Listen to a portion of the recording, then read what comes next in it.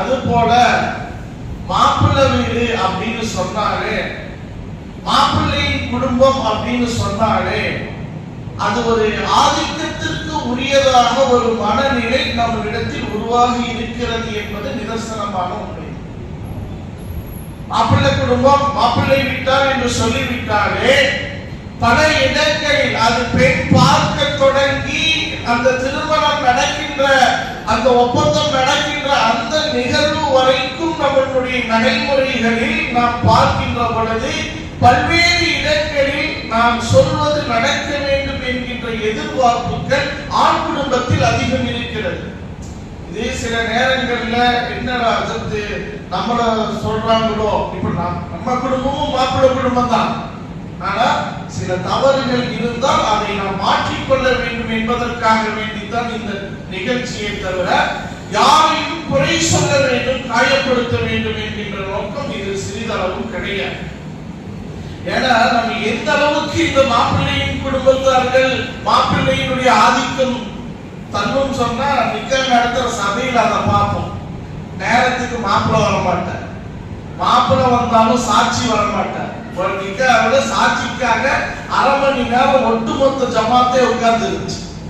ஏங்க வரட்டும்ங்க, இல்லைங்க பிரச்சனையா, பெண்ணு வீட்டுக்காரு மாப்பிள்ளை குடும்பத்தை ஒன்றும் பேச முடியாது.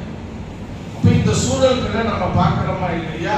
அப்ப நமக்கு என்று சில பொறுப்புகள் இருக்கு. ஏன் இன்னைக்கு நம்ம பேசுறோம்னா, இன்றைக்கு உண்டான கால சூழல் எப்படி இருக்கிறது என்று சொன்னால், ஒரு காலம் இருந்தது, எப்படி இருந்தாலும் சரி, எப்படி கடந்தாலும் சரி, பெண் குடும்பத்தார்களுக்கு மத்தியில் ஒரு மனநிலை, பிள்ளையை வாழ வச்சது.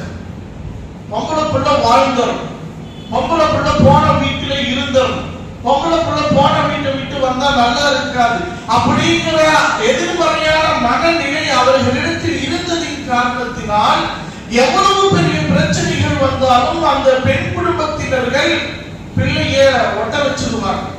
அது ஒரு 2 வருஷம் 3 வருஷங்களுக்குள்ள பழகிரும். அப்புறம் இவங்களுடைய வாழ்க்கை ஸ்டேட் தொடங்கி போய்கிட்டே இருக்கும். அப்படிதான் நம்ம எல்லாம் வாழ்ந்து வந்திருக்கோம்.